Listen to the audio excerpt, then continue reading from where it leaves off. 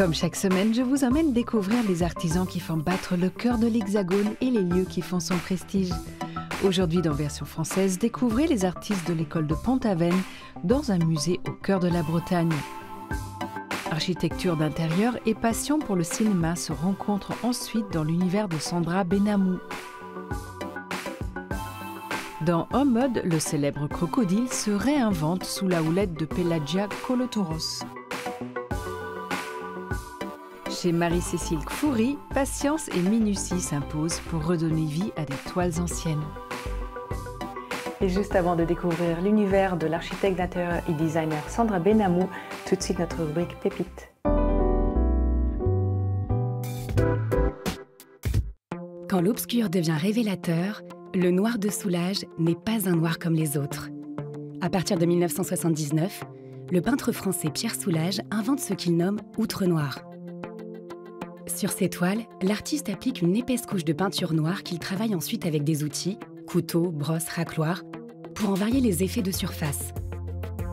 Selon la texture, la lumière accroche différemment. Ici un reflet métallique, là une matité dense. Le noir cesse d'être une absence pour devenir un espace vivant, changeant selon le regard et l'instant. Ces toiles n'ont pas de titre. Elles s'appellent par exemple Peinture 162 par 127 cm, 14 avril 1986, dont la surface entièrement noire est striée de larges entailles où la lumière semble circuler. À la chapelle de Conques, ces vitraux de verre clair poursuivent cette même quête. Son œuvre dépasse les classifications, mais on le rattache à l'art informel ou après-guerre, à l'abstraction lyrique, pendant européen de l'expressionnisme abstrait américain comme Rothko. Le Louvre lui offre une rétrospective pour ses 100 ans et Rodez, sa ville natale, le consacre encore dans un musée dédié. Soulages disait « C'est la lumière réfléchie par les états de surface du noir qui m'intéresse.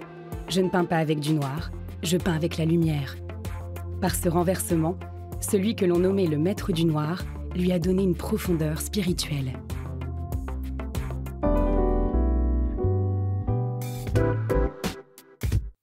Auberge puis mairie, le musée de Pont-Aven fait désormais la part belle aux peintres qui se sont succédés dans la cité bretonne.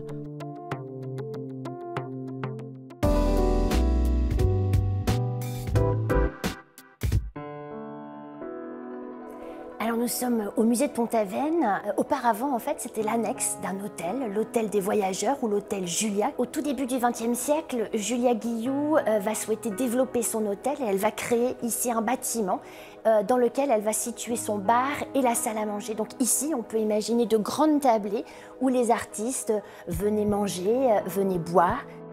Le bâtiment est par la suite devenu la mairie de la commune avant qu'il ne soit transformé en musée en 1985. Intégralement rénové en 2016, le musée de Pont-Aven se développe aujourd'hui sur 3 étages. Accessible en train dès 1863, le village offre alors un cadre idéal et pittoresque aux artistes. L'existence de plusieurs auberges capables d'accueillir ces visiteurs créatifs a ainsi joué un rôle déterminant. Ce tableau, contre toute attente, est une enseigne. C'est pour ça que c'est un panneau sur bois qui a été réalisé par 2 artistes, un Hollandais, Van den Anker, et un Français, Quignon.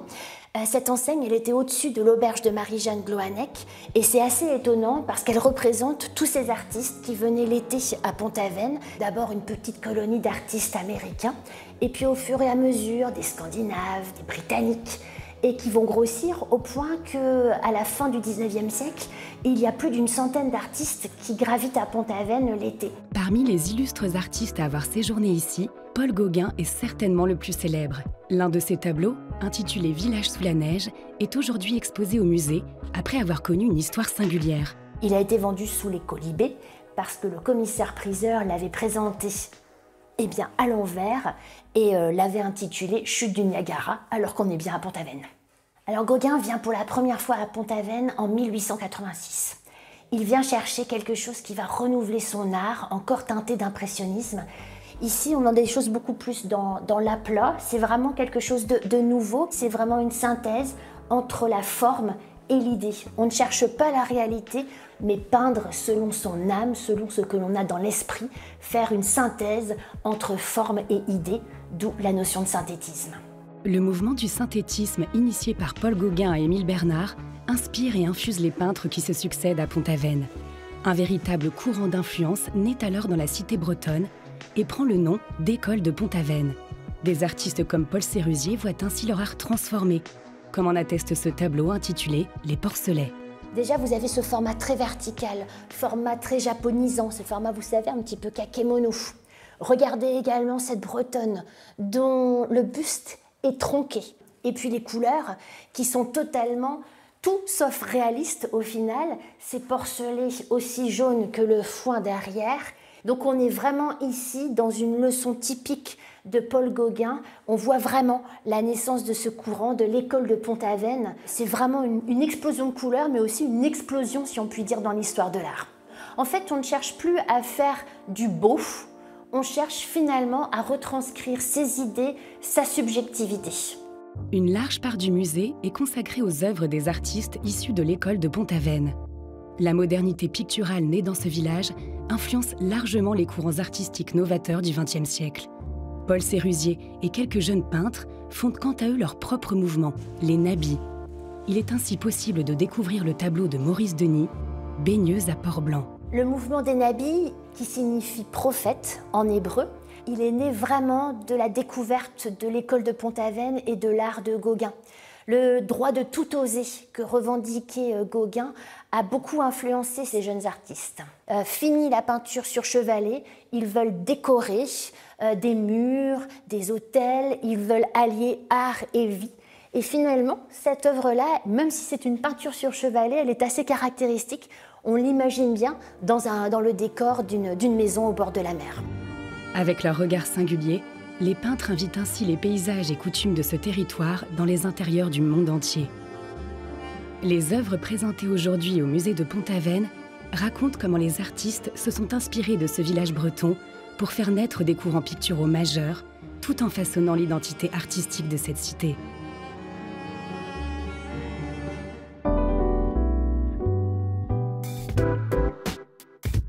Almodovar ou Scorsese, autant de sources d'inspiration chères à Sandra Benhamou pour créer espace immobilier d'intérieur.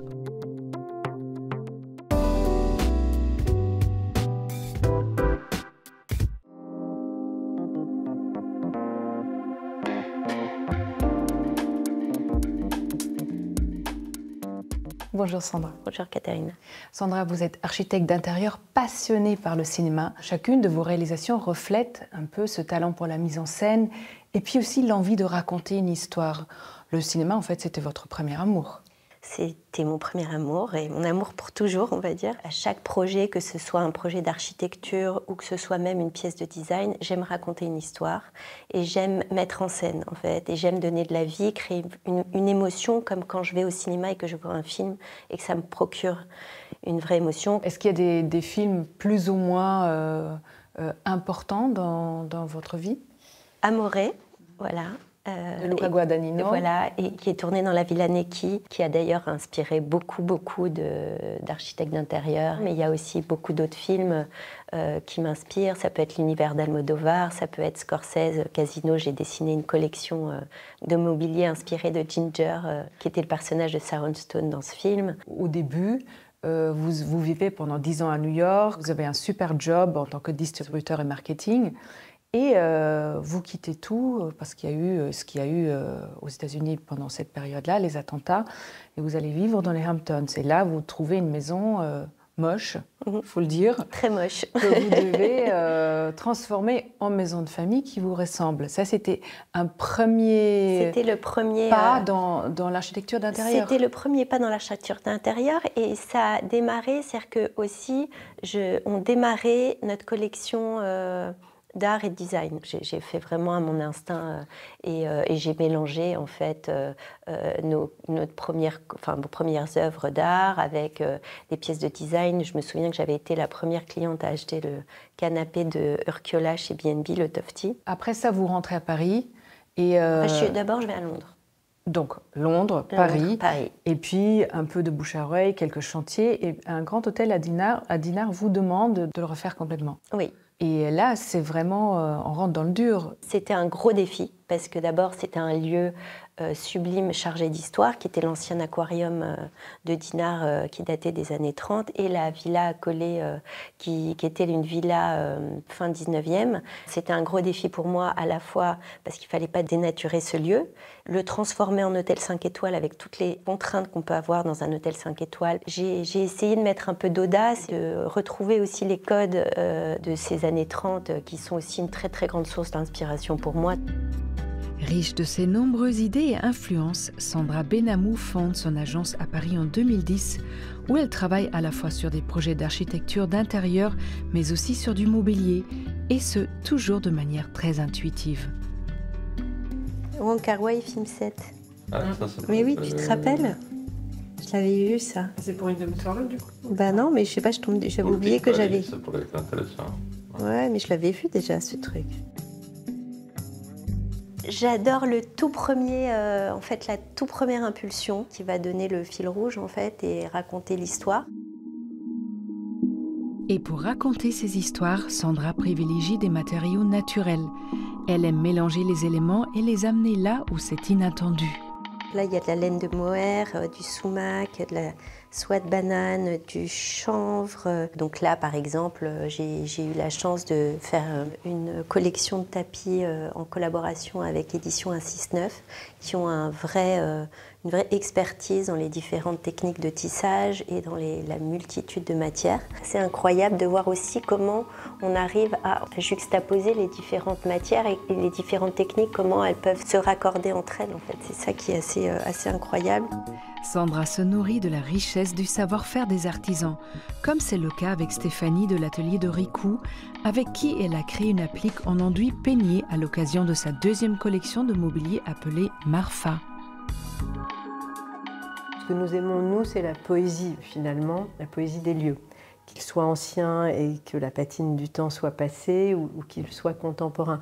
Et ce que j'aime dans le travail de Sandra et ce à quoi je suis très sensible, c'est qu'il y a cette poésie, mais dans la création, il y a cette espèce de fragilité, d'attention du détail et d'une matière qui est très respectée, très restée minimaliste. Parce que c'est à la fois une série où toutes les appliques doivent appartenir à la même série, mais aucune ne doit se ressembler. Donc voilà, je pense. Et ce qui est assez intéressant, je trouve, dans cette applique, c'est cette dualité entre une certaine force et son minimalisme et cette fragilité, ces irrégularités. C'est ça que j'aime retranscrire, en tout cas dans mon travail en général, c'est ce contraste et cet équilibre, en fait, entre quelque chose d'assez fort et puis de fragile par la matière, par les accidents, par... Un équilibre qui s'exprime aussi par le choix d'œuvres, de meubles et d'objets anciens qu'elle aime chiner pour ses chantiers. Vous l'avez dit tout à l'heure, il y a la passion pour le cinéma, mais il y a aussi la collectionneuse d'art que vous êtes, qui apporte un certain éclectisme dans tous les intérieurs que vous créez. Mélangeant du vintage avec des œuvres d'art contemporains ou pas, c'est ça qui crée une ambiance unique. Et qui fait qu'aucun chantier ressemble à un autre. Exactement. Et d'ailleurs, le démarrage du projet en général, évidemment, il y a l'histoire du lieu et s'inspirer de toute l'histoire de son environnement et du lieu, de l'espace. Et il y a aussi parfois le point de départ, ça peut être une pièce que j'ai pu voir en vente ou dans une opus ou dans une galerie, qui peut être le point de départ et le fil conducteur de l'histoire qu'on va raconter. Donc ça peut être un luminaire, ça peut être une table de dingue où on se dit, bon bah voilà, on va partir de ça pour commencer à créer un peu une histoire et une collection. Ça peut être aussi une œuvre d'art. Comme c'est le cas pour cet appartement parisien, appartenant à une écrivaine et pour lequel le point de départ était un tableau de Klimt ainsi que l'architecte italien Carlo Scarpa. On a trouvé des pièces assez fortes de design pour meubler cette bibliothèque, qui ont cette table assez incroyable de Mario Ciroli, qui est un designer italien, et ces chaises mythiques de Gaetano Pesce, et puis un luminaire de Fontana Arte italien, et tous ces objets. Enfin, on a une céramique de Bronzi, enfin, voilà, il y a une œuvre de Marie Hazard, il y a beaucoup de mélanges d'œuvres d'art, d'objets de design, et on retrouve dans pas mal de détails, des détails de Scarpa qu'on va retrouver par exemple dans la cuisine, dans les détails aussi des portes. Des projets et des détails que Sandra réalise et peaufine entourée d'une petite équipe de 4 personnes avec qui elle collabore depuis quelques années. La façon de fonctionner à l'agence, c'est qu'on fait tout tous ensemble. Chacun, bien sûr, travaille sur des projets appropriés, mais on intervient tous un peu les uns les autres, on échange énormément et c'est assez enrichissant de pouvoir partager sur tous les projets ensemble. Mais en fait, comme on n'a pas beaucoup de hauteur sous plafond, c'était un peu compliqué d'avoir des volumes trop grands car ils seraient aperçus trop bas. Donc il fallait quand même créer des délimitations. En fait, tous les espaces sont assez ouverts en essayant quand même de les délimiter. Mais donc on a un grand îlot central pour la convivialité.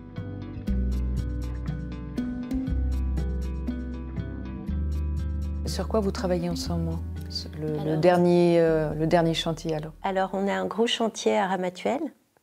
Et aussi, je développe beaucoup le design. Donc là, je viens de terminer une exposition pour Invisible Collection à Londres qui s'appelait In the Mood for Love, en hommage au film de Wong Kar-wai. Et là, on va préparer une deuxième exposition pour Invisible Collection à Paris pour l'été.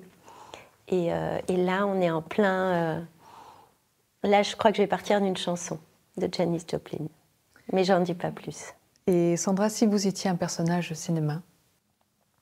Kill Bill. Ah oui, Uma Thurman. Oui. Pourquoi ? Parce que Tarantino est un de mes réalisateurs préférés aussi, qu'Uma Thurman est une actrice géniale. Super, merci beaucoup. Merci, merci.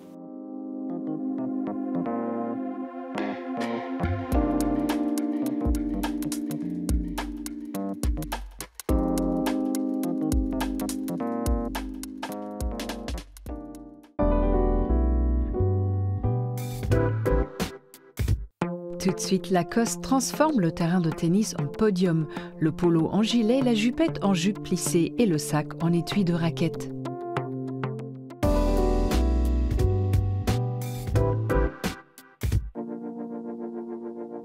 Un drôle de match se joue sur le court central de Roland-Garros.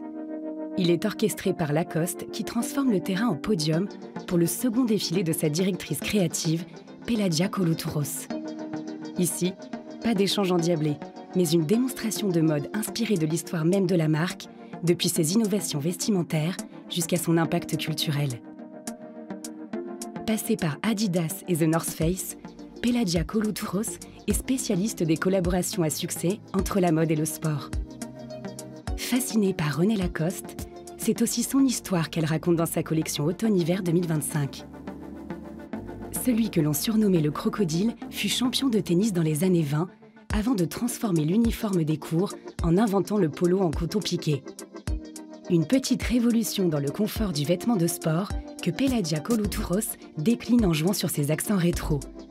Un polo tricoté façon chic décontracté ou dans une version matelassée futuriste. Plus question de polo sage au logo discret. Chez elle, il devient le symbole d'un luxe ostentatoire qui joue sur les codes du sport pour mieux montrer sa coquetterie. Elle s'empare aussi du blazer de tennis des années 20 pour en faire un tailleur aux proportions modernes et revisite la jupe plissée en version multifente pour aller faire la fête dès la sortie du match. Le crocodile, emblème de Lacoste, assume son statut d'icône pop et devient un accessoire bijou. Les sacs à main, eux, s'habillent de filets strassés ou se taillent une forme de jupette, succès commercial immédiat. Ailleurs, ils reprennent carrément les courbes d'un étui de raquette. Le chic, ce n'est plus seulement de jouer, mais simplement de porter. Fidèle à la légende Lacoste, Pelagia Koloutouros donne également dans les matières innovantes, avec des silhouettes en nylon technique qui attrapent la lumière. Elle s'en sert pour revisiter l'ensemble survêtement des années 90. Une façon de jouer sur l'aura culturelle de Lacoste, l'une des très rares marques à avoir traversé les âges et les milieux sociaux. Adoptée à l'époque par les rappeurs français et les jeunes des quartiers populaires, elle a longtemps renié ce succès qu'elle jugeait comme une mauvaise publicité, culturellement illégitime.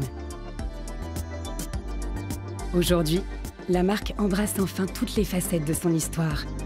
Pelagia Koloutouros imagine des looks hybrides qui mêlent les codes de la bourgeoisie et de la rue et part de l'habit de sport fonctionnel pour en faire un look de ville. Cool, mais chic et élégant. À l'heure où le vêtement sportif a pour de bon intégré le vestiaire moderne, la créatrice a compris que le style, c'est aussi l'innovation. Une mode qui passe du terrain au gradin et des gradins à la ville, en rendant hommage à ceux qui la portaient jusqu'au sommet et qui continuent d'écrire la suite, bien ancrée dans la rue et dans la terre battue.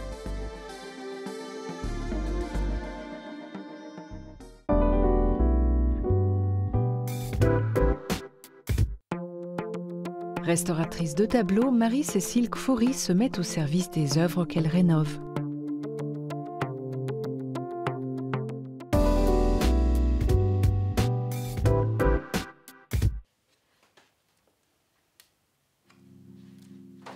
Mon but, c'est pas de montrer un tableau qui est neuf, qui sort d'atelier. J'accepte ce passage du temps, mais je fais en sorte que l'œil, ça ne le dérange pas quand il le voit. Donc je vais garder toutes ces usures qui sont belles aussi, qui font partie de l'œuvre. Marie-Cécile Kfouri est restauratrice de peinture. Son travail se divise en deux mondes. L'un, monumental et in situ, comme les fresques sur le chantier de restauration de la cathédrale Notre-Dame de Paris. L'autre, plus intime, dans son atelier où elle redonne vie à des œuvres privées. Tout commence par une phase de nettoyage. Avec la précision d'une chirurgienne et l'instinct d'une archéologue, elle révèle peu à peu les couleurs d'origine, effaçant les traces du temps pour laisser renaître l'œuvre. Alors là, je suis en train de nettoyer un tableau. Donc il est arrivé dans un état d'extrême fragilité. Donc j'ai d'abord protégé ce qui pouvait être gardé pour pas que toutes les écailles tombent. Il y a eu beaucoup d'humidité sur ce tableau. Donc c'est un tableau très encrassé, dont le vernis est très oxydé. Et je retire ces couches-là. Il faut comprendre la matière et j'essaye de faire un peu de corps avec la matière pour voilà, elle fonctionne, elle parle et voilà, et ça me guide un peu sur cette étape. C'est l'étape la plus irréversible presque de la restauration parce que si on va trop loin, c'est trop tard. Ici, on est vraiment dans presque l'archéologie. C'est ce qui est un peu passionnant, c'est que chaque tableau nous raconte une histoire en fait. Pour permettre aux œuvres de continuer à traverser les siècles, Marie-Cécile consolide leur support. Son passage sur cette peinture du XVIIe se termine par le bordage. Un geste essentiel qui maintient la tension des bords, préserve les contours et apporte une finition esthétique. Ici, on n'est pas dans la sauvegarde, on est dans la conservation presque préventive. C'est-à-dire qu'on prévient ce qui pourrait arriver, la toile qui se relâche, les choses comme ça, et on lui met un papier autour. C'est l'étape qui se voit le moins, mais qui est la plus importante parce que c'est elle qui sauve. Si le support s'écroule, la couche picturale ne tient plus. On ne voit plus ces cloutages, ces différents cloutages. On cache l'aspect technique du tableau pour redécouvrir que l'aspect esthétique, historique, culturel, que l'histoire que veut nous raconter le tableau. Il est sauvegardé, il est en bon état et il est reparti pour un bon moment. Donc il retrouve sa fonction de tableau. La dernière étape est celle de la réintégration picturale. Sur cette œuvre de la fin du XVIe siècle, dont l'origine reste incertaine, Marie-Cécile comble les manques et atténue les usures, effaçant touche après touche le passage du temps. Notre travail sera satisfaisant quand il ne se verra pas, surtout dans le cas de retouches illusionnistes comme sur ce tableau. Je n'invente rien et je me mets au service de l'artiste. Si je n'ai pas de documentation, je préfère me mettre en retrait et ne pas reconstituer. Donc je ne suis pas un artiste, je suis presque un technicien de la couleur. Là, c'est une peinture à l'huile. Et moi, j'utilise des pigments au vernis.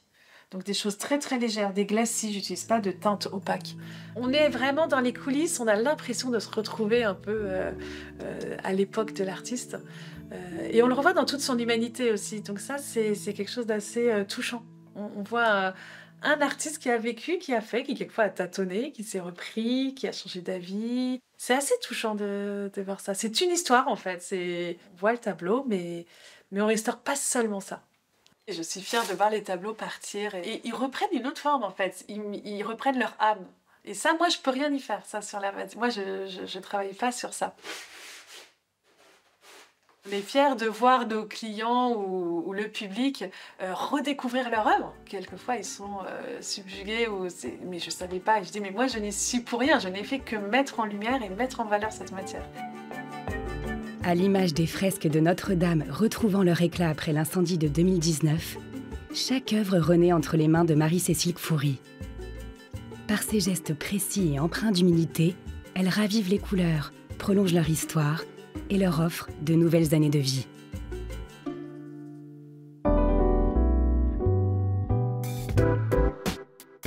Version française est déjà terminée, mais on se retrouve très vite pour toujours plus de découvertes. Bye!